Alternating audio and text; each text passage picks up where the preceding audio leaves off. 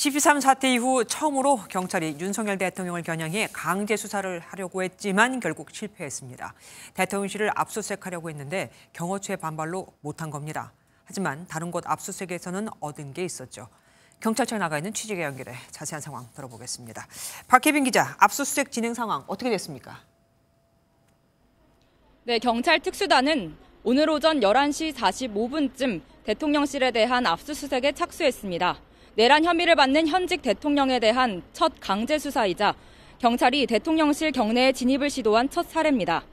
특수단은 대통령실 진입과 압수수색 방식을 두고 경호처와 5시간 넘게 대치했지만 결국 합의점을 찾지 못했습니다. 오늘 압수수색 집행기간은 일몰 시각인 오후 5시 14분까지였기 때문에 임의 제출을 논의하거나 복귀할 수밖에 없다는 설명인데요. 다만 대통령실은 군사 기밀시설이기 때문에 압수수색에 대한 방어권을 행사할 수 있습니다. 경찰은 대통령실 외에도 경찰청과 서울경찰청, 국회 경비대에 대한 압수수색을 진행해 관련 자료를 확보했습니다. 경찰이 신청한 압수수색 영장에는 윤석열 대통령이 피의자로 적시돼 있었죠. 네, 그렇습니다. 윤 대통령은 현재 내란과 군형법상 반란 등의 혐의를 받는데요. 경찰은 피의자로 적시한 압수수색 영장을 신청해 법원에서 발부받았습니다.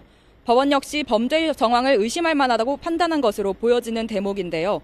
경찰은 윤 대통령이 비상계엄의 전 과정을 지휘한 것으로 보고 압수수색에 이어 신병 확보 시도에 나설 것으로 보입니다.